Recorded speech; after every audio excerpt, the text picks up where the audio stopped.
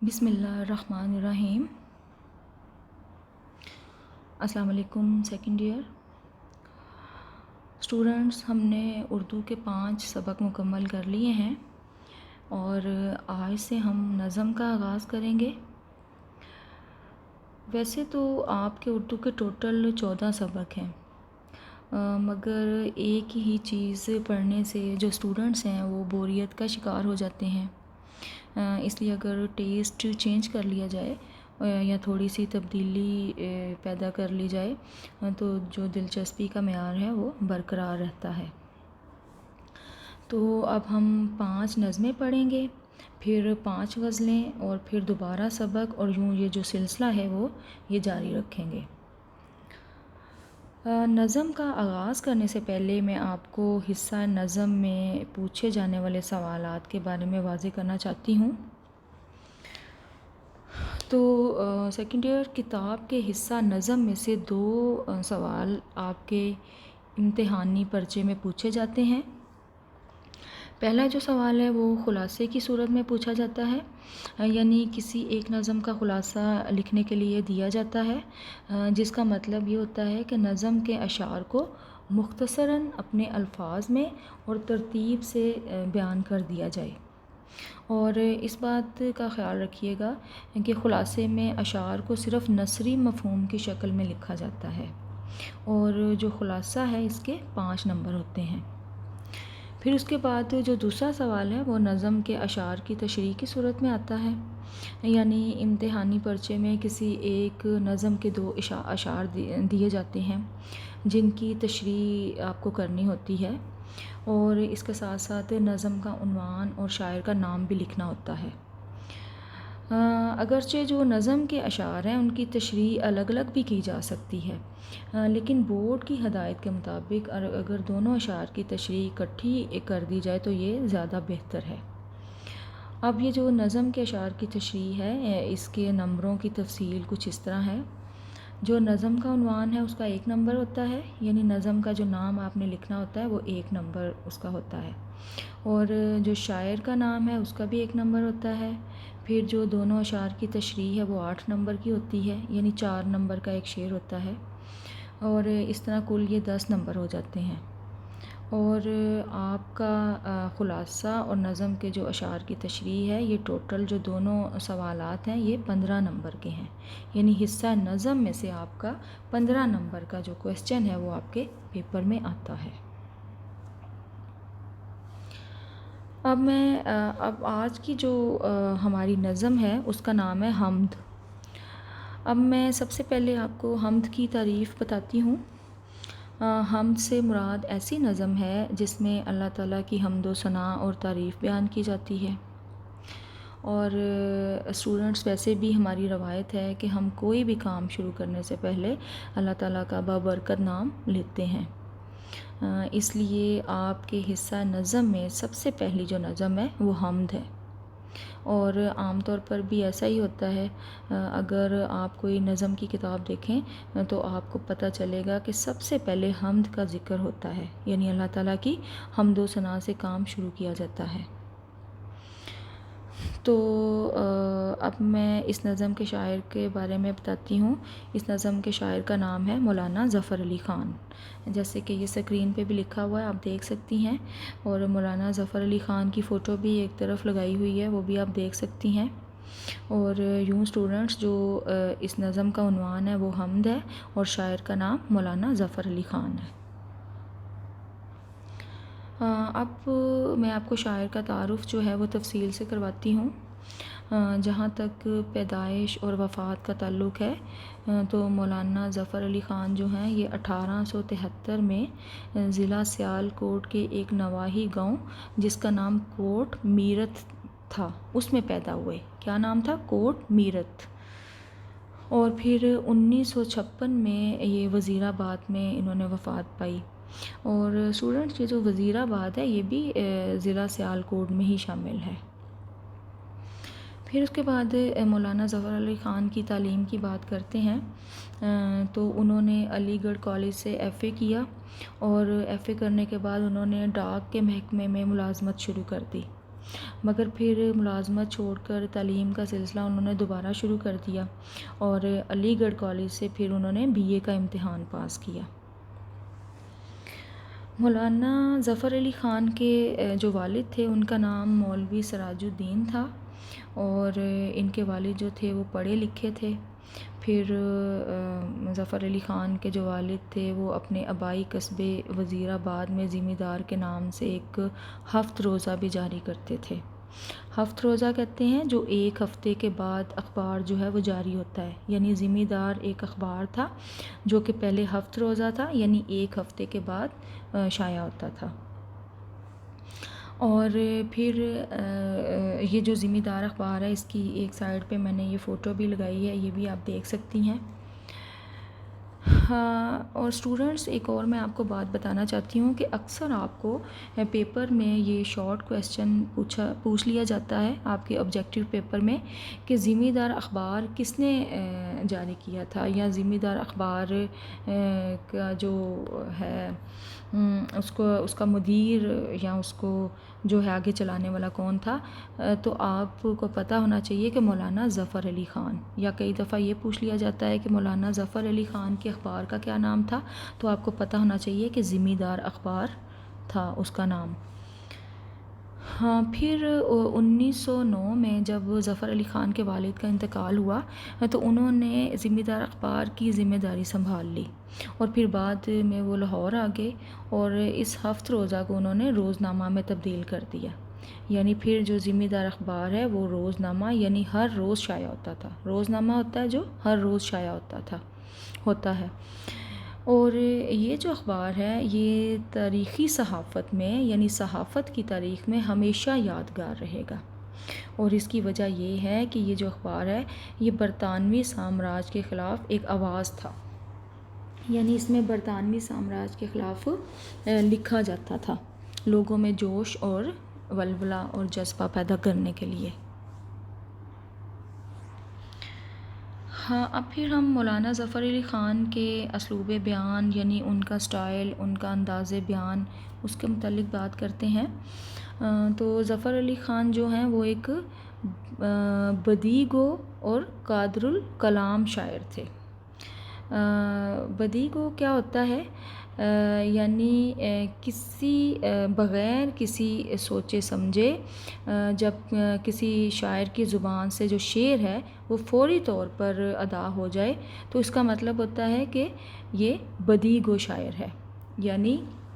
بغیر کسی سوچ اور فکر کے جب شاعر کی زبان سے جو شعر ہے وہ فوری طور پر ادا ہو جائے۔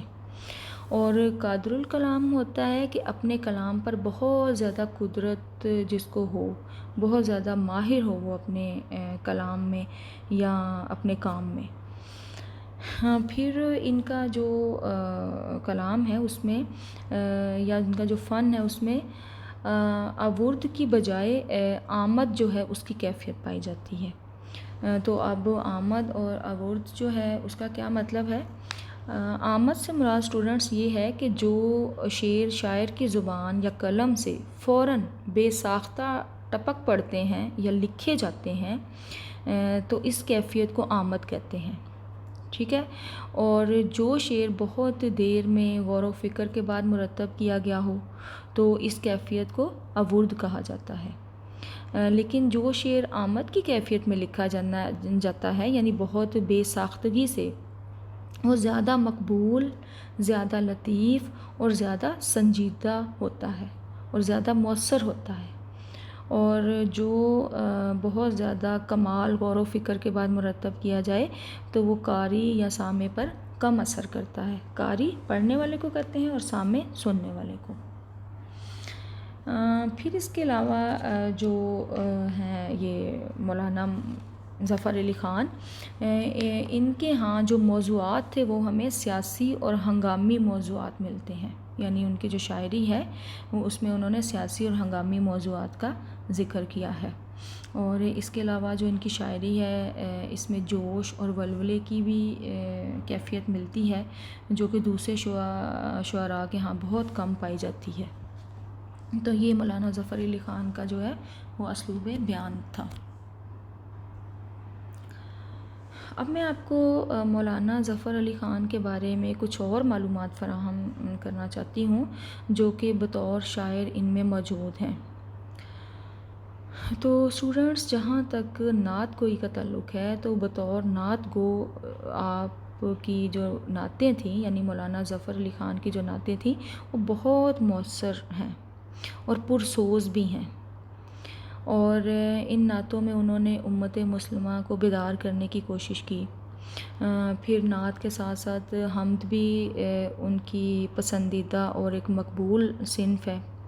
اور ان دونوں اصناف یعنی نعت اور حمد میں لکھنا کافی مشکل ہوتا ہے،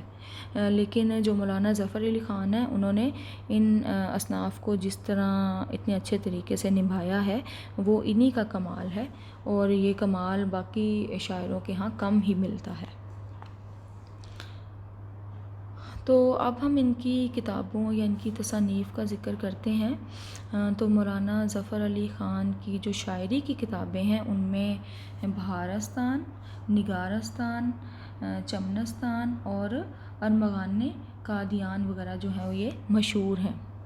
اور ان کتابوں کی تصویریں بھی میں نے یہاں پہ لگائی ہیں، آپ دیکھ سکتی ہیں تاکہ آپ اچھی طرح سے ذہن نشین کر لیں۔ پھر اس کے بعد جہاں تک نثر کی کتابوں کا تعلق ہے تو ان میں خیابان فارس اور مارکہ مذہب و سائنس جو ہیں یہ نہایت اہمیت کی حامل ہیں، اور ان کی تصویریں بھی آپ دیکھ سکتی ہیں تاکہ یہ بھی اچھی طرح سے آپ ذہن نشین جو ہے وہ کر لیں۔ اب سیکنڈ ایئر نظم سے پہلے میں آپ کو نظم کا خلاصہ بتانا چاہتی ہوں تاکہ نظم پڑھنے سے پہلے ایک مختصر سا جو تعارف ہے وہ آپ ذہن نشین کر لیں اور آپ کو نظم کو سمجھنے میں آسانی ہو جائے۔ تو اسٹوڈنٹس، حمد جو نظم ہے یہ مولانا ظفر علی خان کے مجموعہ کلام بہارستان سے لی گئی ہے، اور بہارستان کتاب میں اس نظم کا جو عنوان ہے وہ خمستان ازل کا ساقی ہے، یعنی آپ کے سبق میں خمستان ازل کا ساقی سے جو ہیں وہ 7 اشعار لے کر شامل کیے گئے ہیں، اور اس نظم کا نام حمد رکھا گیا ہے، یعنی جو آپ کی نظم ہے آپ کے نصاب میں حمد، وہ اصل میں اس کا جو اصل عنوان ہے وہ خمستان ازل کا ساقی ہے، جو کہ مولانا ظفر علی خان کی کتاب یا مجموعہ کلام بہارستان میں موجود ہے۔ اور یہ جو خمستان ازل کا ساقی ہے اس میں کل 12 اشعار ہیں، اور ان میں سے جو 7 اشعار ہیں وہ لے کر آپ کے نصاب میں شامل کیے گئے ہیں، اور اس نظم کا جو عنوان ہے وہ حمد رکھا گیا ہے۔ اب خمستان ازل کا ساقی سے کیا مراد ہے یہ ذرا سن لیں۔ خمستان شراب خانے کو کہتے ہیں، ازل کا ساقی یعنی ازل سے جاری و ساری، اور ساقی شراب پلانے والا، یعنی وہ شراب خانہ جو ازل سے جاری و ساری ہے، اور اس کا ساقی یعنی وہ شراب خانہ جو ازل سے جاری و ساری ہے، اس کا ساقی، خمستان ازل کا ساقی، اس کا مطلب ہے یہ۔ اب میں آپ کو جو سبق کا خلاصہ ہے وہ مختصر طور پہ چند لائنوں کی صورت میں بیان کرتی ہوں۔ سیکنڈ ایئر، ہر انسان تک اللہ تعالیٰ کی رحمت کا جام ضرور پہنچتا ہے، اور وہ کسی کو اپنے لطف و کرم سے محروم نہیں رکھتا۔ اس کی ذات اپنے ایک ہونے کی گواہی دے رہی ہے، اور صرف وہی حق ہے، وہی جو ہے، باقی جو سب ہے وہ باطل ہے، یعنی جو حق ہے وہ صرف اللہ تعالیٰ ہے اور باقی سب باطل ہے، اور فضا کا ہر ایک جو ذرہ ہے اور ہوا کا جو ہر ایک جھونکا ہے اس کے ہونے کی کہانی سنا رہا ہے۔ شاعر کہتا ہے کہ اگرچہ میں گناہوں میں ڈوبا ہوا ہوں لیکن وہ سراسر رحمت ہے اور غلطیوں کو معاف کر دینے والا ہے،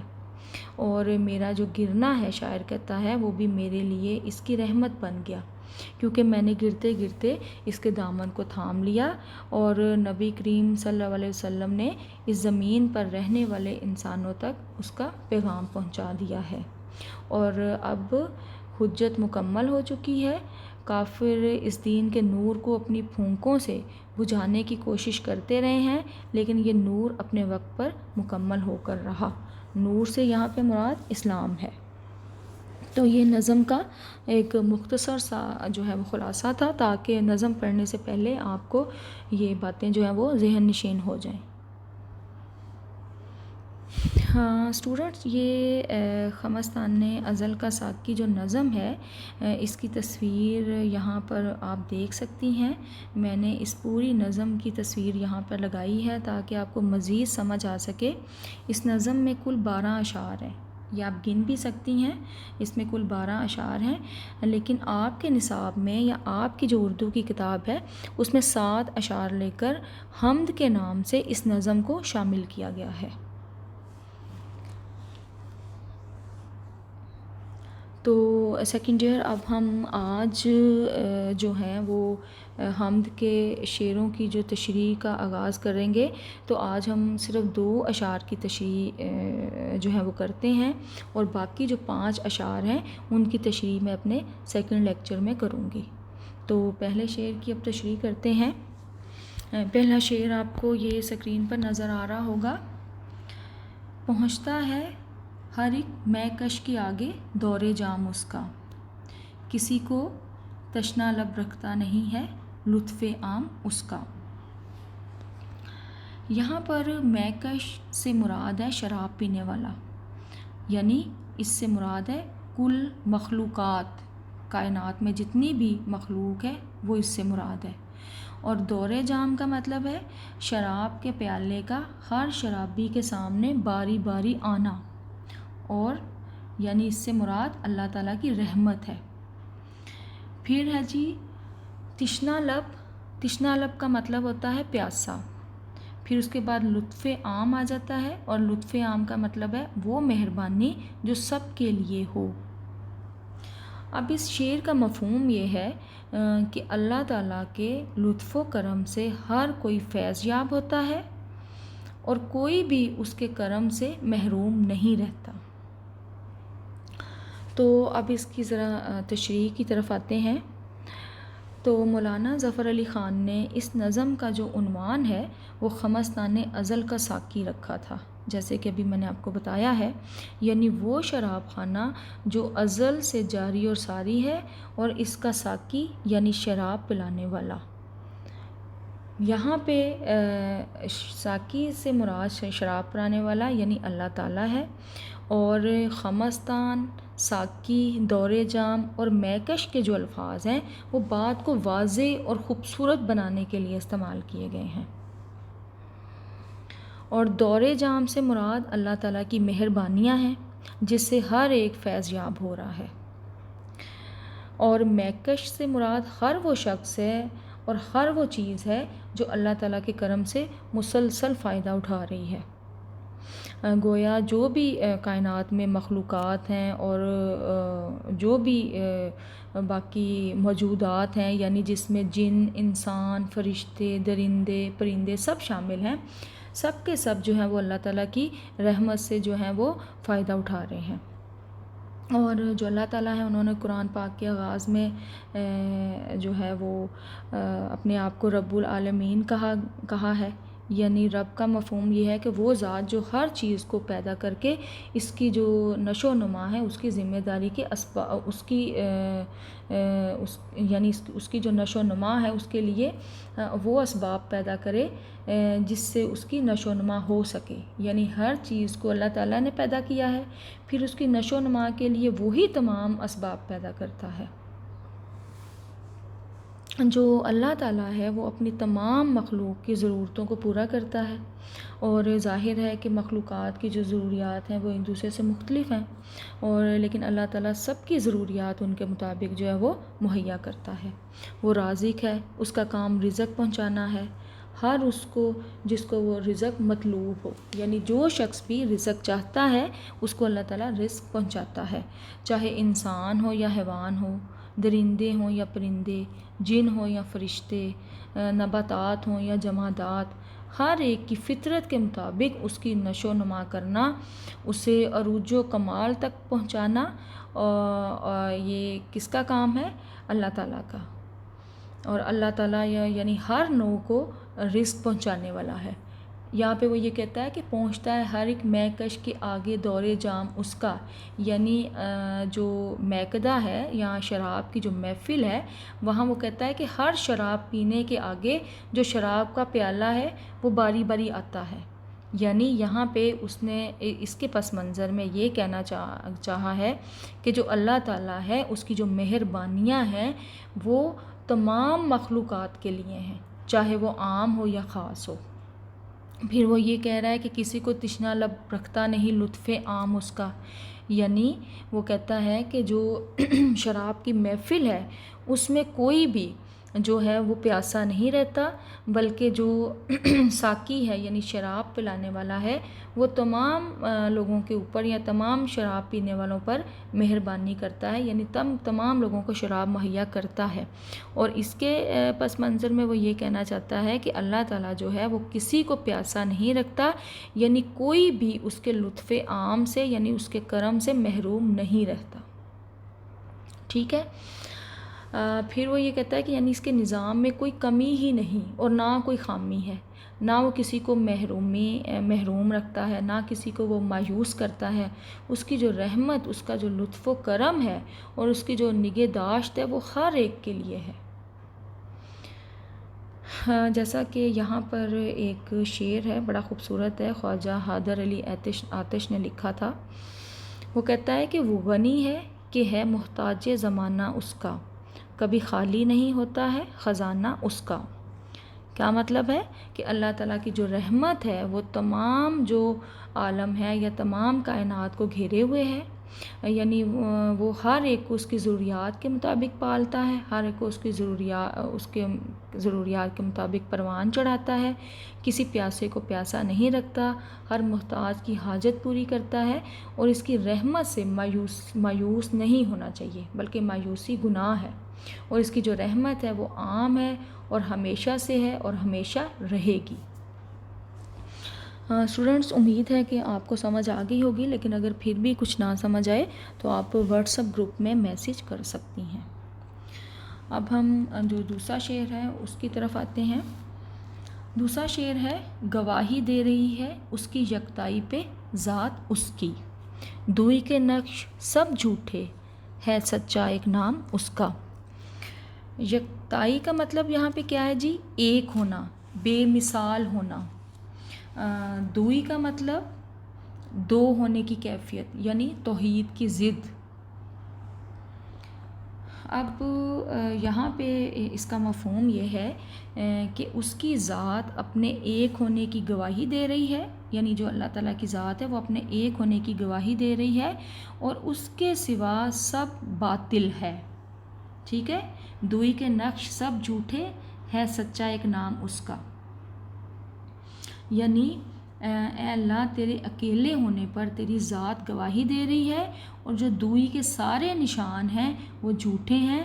تیرا نام ہی صرف سچا ہے۔ اب ہم اس کی تشریح کی طرف آتے ہیں۔ تو اسٹوڈنٹس، آپ کو پتہ ہے توحید سے مراد اللہ تعالیٰ کا ایک ہونا ہے، اور اگر آپ کسی طور پر بھی اللہ تعالیٰ کے ساتھ کسی اور کو شریک ٹھہراتے ہیں تو یہ شرک ہے، ٹھیک ہے۔ اور ہر مذہب جو ہے اس نے ایک ہی اللہ کا تصور دیا ہے، اور ہر نبی جو ہے اس نے توحید ہی کی دعوت دی تھی۔ اور یہ جو شعر ہے اس میں سورہ اخلاص کا مضمون بھی بیان کیا گیا ہے، یعنی قل واللہ احد، کہہ دو کہ اللہ ایک ہے، یہ سورۃ اخلاص ہے جس کا اس میں مضمون بیان کیا گیا ہے۔ یعنی جو اللہ تعالیٰ ہے وہ اپنی ذات، صفات اور افعال میں یکتا ہے، کوئی اس کا شریک نہیں، وہ اکیلا ہی کائنات کا مالک ہے اور اس کی بادشاہی میں کوئی اس کا شریک نہیں۔ جس طرح اس پوری کائنات کی تخلیق میں کوئی اس کا ساتھی نہیں، کوئی مددگار نہیں، اسی طرح اس کائنات کی بادشاہی میں بھی اس کا کوئی شریک نہیں، اور وہ اکیلا ہی سارے انتظام جو ہے وہ سنبھالتا ہے، اور وہی ہے جس کے حکم سے سورج اس دنیا کو منور کرتا ہے، پھر رات کو چاند اپنی ٹھنڈی چاندنی سے راحت کا سامان ہمارے لیے مہیا کرتا ہے، اور اسی کے حکم سے جو دن رات اور رات دن میں تبدیل ہو جاتی ہے، اور وہی زندہ کرتا ہے، وہی مارتا ہے، اس کا کوئی بھی ہمسر نہیں ہے، اور لہٰذا اس کے سوا کوئی عبادت کے لائق بھی نہیں۔ اس کے علاوہ اور اس کی جو تشریح ہے اس میں ہم یہ بھی کہہ سکتے ہیں کہ یہ شاعر کہتا ہے کہ اے اللہ تیری ذات تیری یکتائی پر گواہی دے رہی ہے، یعنی تو اکیلا ہے، یکتا اکیلا، اور تیرا کوئی شریک نہیں ہے، اور تو ہی سچا معبود ہے، اور تیرا کوئی ہمسر نہیں۔ اس کائنات کا جو تمام انتظام ہمیں نظر آ رہا ہے، یا جو تمام نظام چل رہا ہے، وہ اس بات کی بڑی واضح دلیل دیتا ہے کہ اگر اللہ کے سوا کوئی دوسری طاقت بھی ہوتی اس کائنات میں تو اس کائنات کا جو نظام ہے وہ ایک پل بھی نہ چل سکتا، اور اللہ تعالیٰ کی جو ذات ہے وہ سچی ہے، اور اس کی طاقت اور جو عظمت ہے وہ حقیقی ہے، اور کوئی طاقت جو ہے وہ اللہ کے مقابلے میں نہیں آ سکتی، اور اللہ سب پر غالب ہے، اور اس جہاں کی کوئی چیز جو ہے وہ اس کے دست قدرت سے باہر نہیں، ہر چیز اللہ تعالیٰ کے قبضے میں ہے، وہ جو چاہتا ہے وہی کرتا ہے، اور اس عظیم بادشاہی میں اس کا کوئی بھی شریک نہیں ہے۔ جیسا کہ یہاں پہ آپ غالب کا یعنی مرزا غالب کا ایک خوبصورت شعر ہے، اگر آپ کو یاد رہ جائے تو آپ لکھ سکتی ہیں کہ اسے کون دیکھ سکتا کہ یگانہ ہے وہ یکتا، جو دوئی کی بو بھی ہوتی تو کہیں دو چار ہوتا۔ یعنی جو اللہ تعالیٰ ہے، جو شاعر ہے وہ اس کی یکتائی پر گواہی دے رہا ہے، اور اس جو شعر میں توحید کا مضمون بیان ہوا ہے، اور یہ کہ اللہ تعالیٰ کے ساتھ کسی کو بھی شریک ٹھہرانا بہت بڑا شرک ہے، بہت بڑا گناہ ہے، اور جو اللہ ہے اس کی جو ذات ہے وہ ایک ہے۔ تو اسٹوڈنٹس آج ہم نے جو ہے وہ دو جو شعر ہیں ان کی تشریح کی ہے، اب باقی جو 5 اشعار ہیں ان کی تشریح میں اپنے اگلے لیکچر میں کروں گی، اور تب تک کے لیے مجھے اجازت دیں، اللہ حافظ۔